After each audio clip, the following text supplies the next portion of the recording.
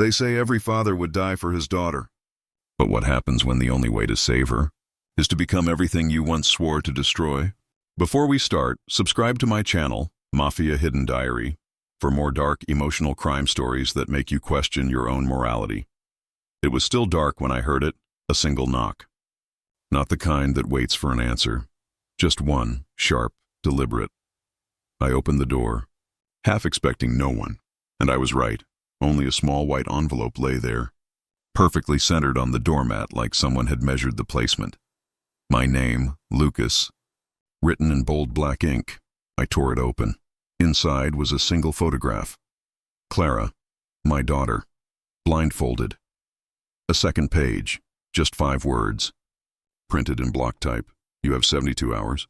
Lucas, don't call the cops. My breath caught. For a second, the city outside disappeared. No traffic, no wind, just the thud of my own heartbeat. I grabbed my phone.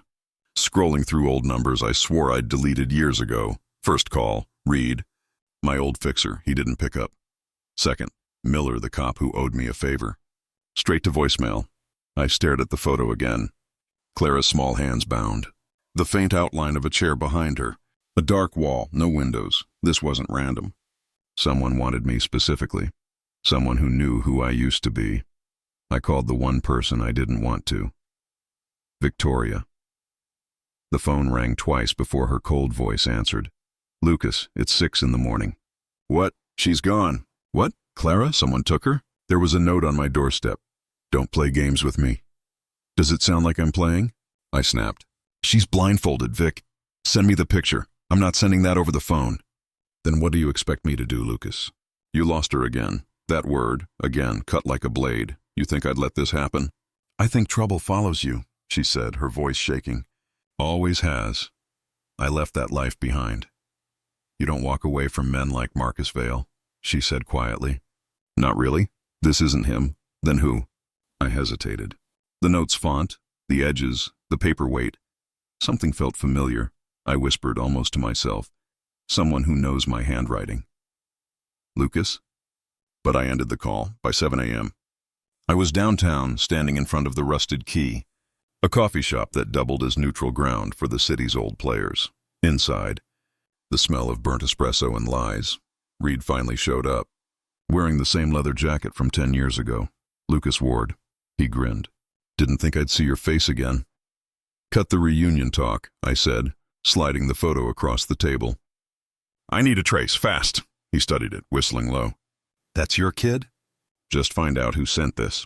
Reed tilted his head. You still got enemies, man. Marcus, sure, but this feels personal, cleaner, precise. I know, I said. That's what scares me. He leaned forward, lowering his voice. You remember Noah Cade? My jaw tightened. Don't. Come on, Lucas. Guy vanished with $7 million in your trust.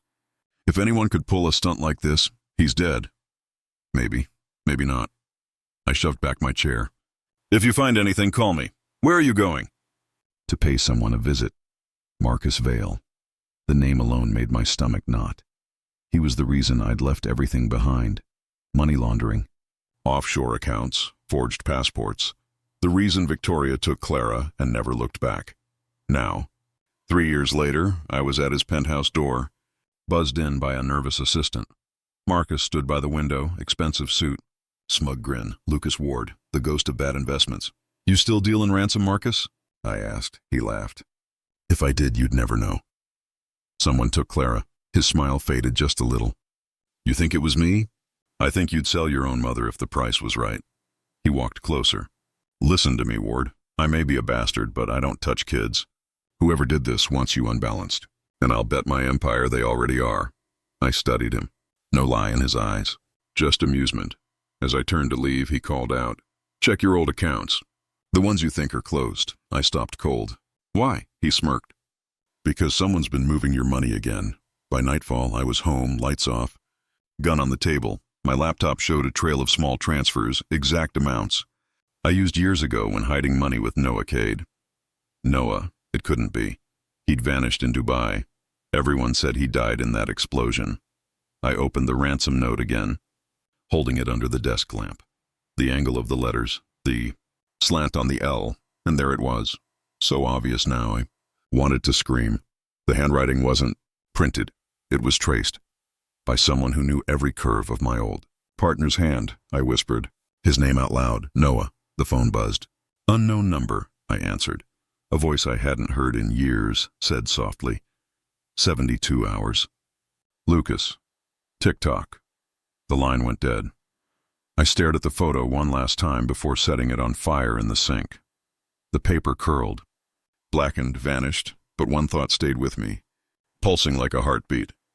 Noah was supposed to be dead, so why was his handwriting on the note demanding my daughter's life? The bass from the nightclub rattled through the pavement before I even stepped inside. Neon lights pulsed against the wet concrete, painting the alley in electric blue and blood red.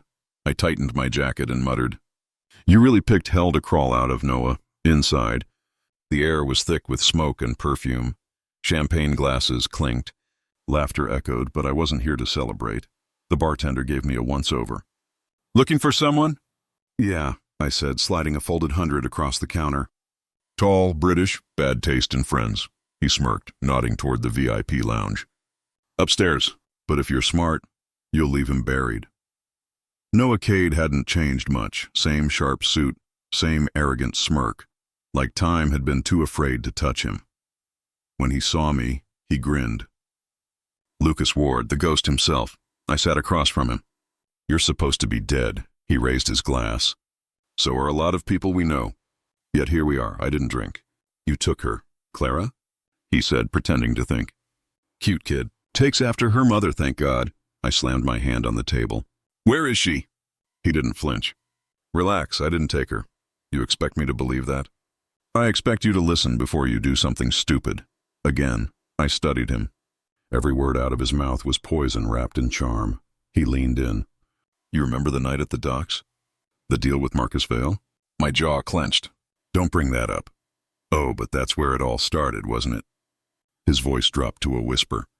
"We were supposed to hand over the money, split the profit, and disappear. But Marcus got greedy. You pulled the trigger. I dragged your bleeding body out before the cops showed." "I didn't kill him," I said. "Didn't you?" Noah smiled. "Because rumor says Marcus Vale is walking around again, breathing, plotting." "Bullshit." "I saw him fall."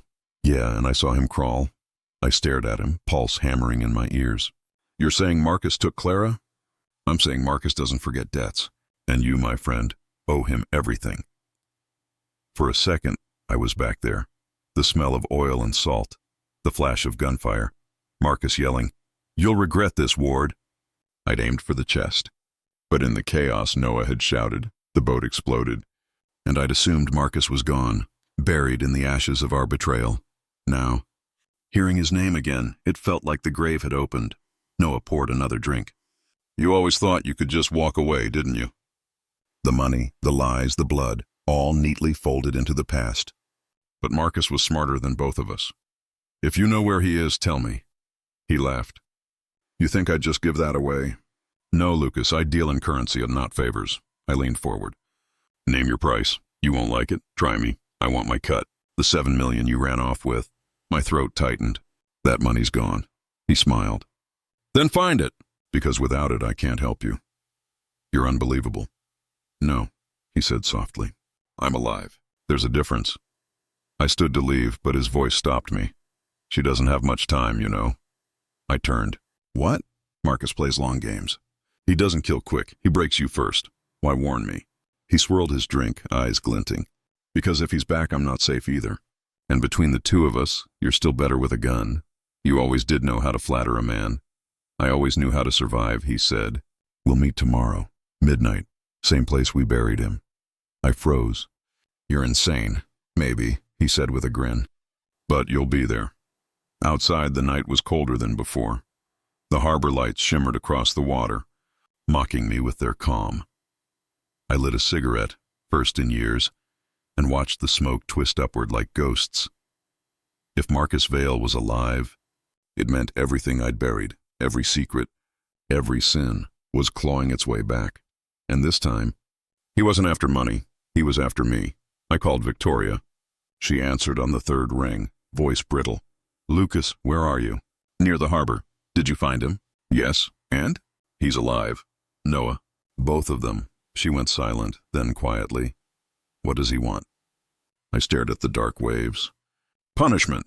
I ended the call and leaned against my car. The city humming around me. I'd buried Noah Cade once. I'd buried Marcus Vale too. But the dead don't stay dead. Not in my world. If Marcus was truly alive. The ransom wasn't about money. It was about payback. And I was the only man left standing in his way. The elevator hummed as it climbed toward the top floor. The glass walls showed the New York skyline, gold and cruel under the morning sun. I'd spent years avoiding this world. Glass towers, tailored suits, men who smiled while cutting throats, but Marcus Vale was waiting. And he had my daughter. When the door slid open, he was already standing there, calm, elegant, impossibly alive. Lucas, he said, spreading his arms. You look like you've seen a ghost. I buried one, I said. He smiled. And yet, here I stand. His office was a shrine to wealth. Marble floors, leather chairs, skyline reflected in every pane of glass. He poured whiskey into 2 crystal tumblers. Drink? No. Still don't trust me, he said, sipping. Understandable. I stepped closer. Where is she? He set the glass down with surgical precision. She's safe. For now. Safe where? Somewhere only I know. But that's not why you're here. I clenched my fists. Then why am I here? To make a deal. Every instinct in me screamed to walk out. But I couldn't. Not while Clara's life hung on his words. What kind of deal? Marcus smiled, leaning against the window. You always had a talent for getting into places you didn't belong. Banks, servers, firewalls. I need that man again. I'm not that man anymore. He chuckled. You keep saying that, as if saying it makes it true. Say what you want, Vale. I'm not stealing for you. He raised an eyebrow. Even for your daughter? I froze. He turned the screen toward me, a live feed. Clara, blindfolded, hands tied, sitting in a dimly lit room, breathing, terrified. My heart stopped. Don't, I whispered. Don't you dare. She's unharmed, he said softly. For now, but her future depends entirely on your cooperation. I could barely speak. What do you want? 50 million, he said simply. Digital bonds. Stored in a private corporate vault. Whose vault? He smiled wider. You'll like this part. Victoria's husband's company. Holt Industries. I blinked. You're serious? Completely. You steal from the man who replaced you. How poetic. This isn't about money, I said quietly. He tilted his head. Go on. This is revenge, he grinned. Of course it is. I paced the room, every nerve screaming. You want me to destroy him? To destroy her? I want justice, he said, walking toward me. The kind you denied me when you left me to die on that dock. You were supposed to be dead, Marcus. And yet, he spread his arms again. Here I am. And here you are, ready to steal again, for the same devil you once betrayed. The door opened behind me. I turned. A woman stood there, dark hair, trench coat, recorder in hand. Sorry to interrupt, she said coolly. I didn't realize you were busy destroying your soul. Amelia Ross, Marcus said, not surprised. Still playing journalist? Still exposing men like you, she said. Her gaze flicked to me. And sometimes saving men like him, I frowned. You followed me? She ignored the question. If you go through with this, you're finished. He'll use you, then bury you again. Marcus laughed softly. Ah, the moral compass. Always spinning. Amelia stepped closer to me. You don't have to do this, Lucas. Let me help you. Help me how? I know people. I can find your daughter. Off the grid. Quietly. Marcus chuckled. You can't even find your integrity. She glared at him. I'll take my chances. I turned to Marcus. If I do this, you'll release her? He nodded. 72 hours. Get me the bonds and she goes free. And if I refuse?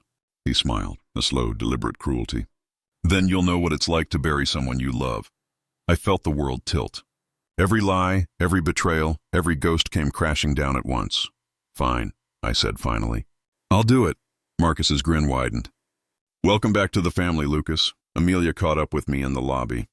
You can't trust him. I don't. Then why agree? Because he has Clara. She hesitated. Let me in. I can help. I've been investigating Vale for months. Why? Because he ruined my sister's life, she said quietly. You're not the only one he's broken. I studied her. Her eyes didn't flinch. She meant it. If you're lying, I'm not.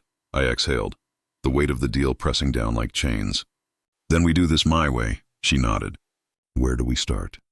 By breaking into Holt Industries, I said. Her eyebrows lifted. You're insane.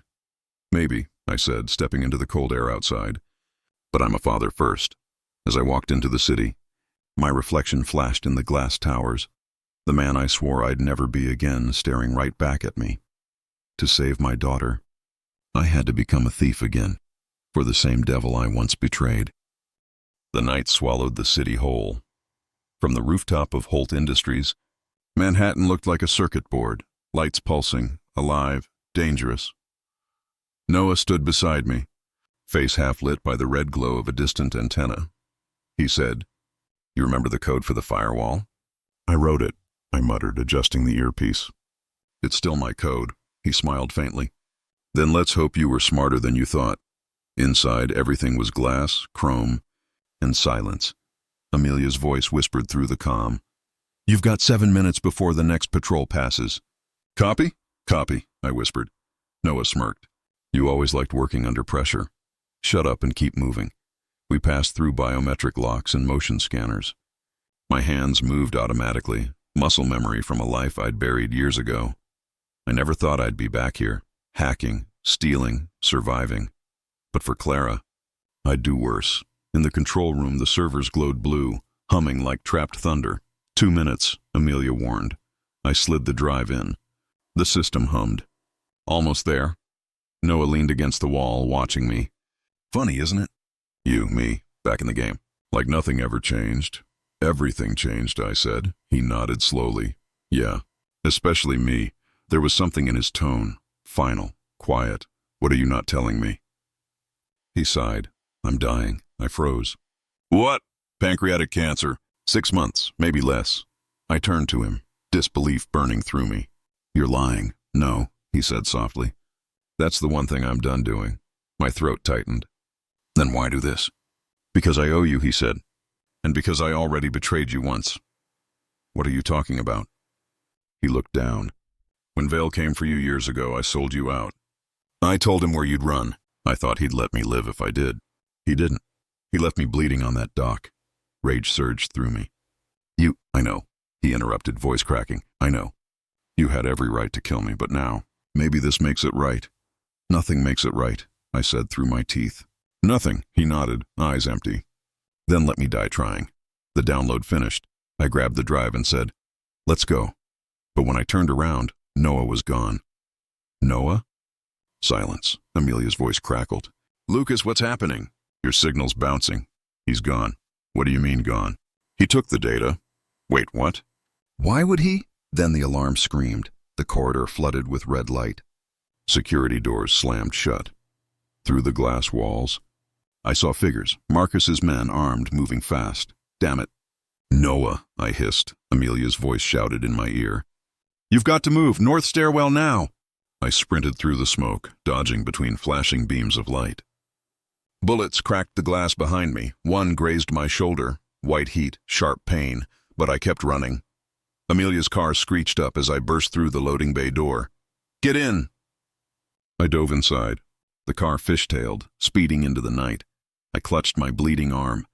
He took everything. The data. The drive. Amelia glanced at me. "Noah? Who else?" "Maybe Marcus forced him." "No," I cut her off. "He planned this. He played me." She slammed the steering wheel. "Then we're screwed." I stared out the window, the city blurring past like ghosts. "Unless," I said slowly, "this wasn't about the data at all." She frowned. "What do you mean?" "Think about it. Marcus never showed proof. Just a feed. Just a promise. What if Clara wasn't with him?" Amelia's hands tightened on the wheel. "You think he faked it?" I nodded. "To keep me desperate?" "To make me dance," she whispered. "That's sick." "He wanted to break me," I said quietly. "And it's working." We pulled into an abandoned parking lot, headlights off. The air was thick with exhaust and fear. Amelia said, "If Marcus doesn't have her, then who does?" I shook my head. "That's the question." I stared at the blood drying on my sleeve, at the bruises forming on my hands. Everything felt unreal, I whispered. He's been playing me since the beginning. Amelia looked at me, eyes filled with something between pity and dread. What now? She asked. I took a deep breath. Now we find Noah, and if he's dead, then I find whoever killed him, I said. And I make them tell me where she is. The city lights shimmered on the hood of the car, reflections of a life unraveling. Every promise, every lie, every deal I'd made. It was all catching up. And somewhere out there, my daughter was waiting, or worse, she wasn't if Clara wasn't with Marcus. Then where the hell was she? The rain hadn't stopped since morning. It wasn't cleansing rain. It was the kind that buried the city in gray, the kind that matched the taste in my mouth. Victoria waited inside her penthouse, barefoot, trembling, holding a glass of something amber that wasn't helping anymore. She looked up when I entered. Ethan. I shut the door behind me. You knew. She froze. What are you talking about? Don't, I said quietly. I've had enough lies for one lifetime. Her eyes shimmered. You don't understand. I understand perfectly. I stepped closer. You and Marcus, you were lovers. You planned the kidnapping, the heist, every damn move. Tears spilled down her face. It wasn't supposed to go this far. I laughed, sharp, bitter. It never is. She set the glass down, hands shaking. Marcus promised no one would get hurt. He said it was a test, a way to see if you still had it in you. A test? I repeated. He had my daughter, my blood, my life. You think that's a test? He said it would end clean, she whispered. He lied to me too. Then where's Noah? I demanded. Her silence told me before her words did. He's dead, she said finally. Marcus found out Noah tried to double-cross him. Shot him himself. I felt the air leave my lungs. Noah, my brother in every way but blood. Gone. Marcus doesn't leave loose ends, she said quietly. He said you'd be the last. I stared at her. Why tell me now? Because he turned on me too, she said. He said I was part of the rot. He sent men to kill me tonight. And you want me to save you? Her voice broke. I want you to end it. I turned toward the window. The skyline bled through the rain, distant, uncaring. I already ended it, I said. You just don't know it yet. The villa was exactly as I remembered. Marble floors, old whiskey in the air, ghosts in every corner. Marcus sat on the balcony, a glass of red wine in his hand, city lights glittering below like dying stars. He smiled when he saw me. You came. I always do, I said. Sit, he offered. We're too old for guns. I didn't sit. You killed Noah, he nodded slowly. He stole from me. He was dying, I said. Marcus's eyes flickered, and for a moment, something almost human. Then I gave him peace. I stepped closer. You took everything from me. My family, my life. He cut me off. No, I just reminded you what you were. What does that mean? He leaned back, smiling faintly. You were never a husband, never a father. You were a thief who tried to pretend he could love. That's what I envied, your illusion of freedom. I stared at him, rain dripping from my coat. You could have had that. No, he said softly. Men like me don't get redemption. We get remembered or erased. Then why Clara? I asked. Why her? He sighed. Because she was the one thing you couldn't replace, and the one thing I never had. For a long moment we just stared at each other, two ghosts circling the same grave. Was she ever real to you? I asked. He looked away. Too real. Footsteps echoed behind us. Raymond, his right hand, his shadow, stepped into the room, gun drawn. Marcus didn't flinch. It's all right, Raymond. We're just talking. Raymond's voice was calm. Not anymore. Marcus frowned. What are you doing? Ending the game, Raymond said. You lied to all of us, Marcus chuckled. You think you can replace me? Raymond shook his head. No, I already did. He tossed a tablet onto the table. The screen lit up. A video feed. Clara, safe, smiling, sitting in some safe house with Amelia beside her. My heart stopped. Marcus's glass fell, shattering. What is this? Raymond said.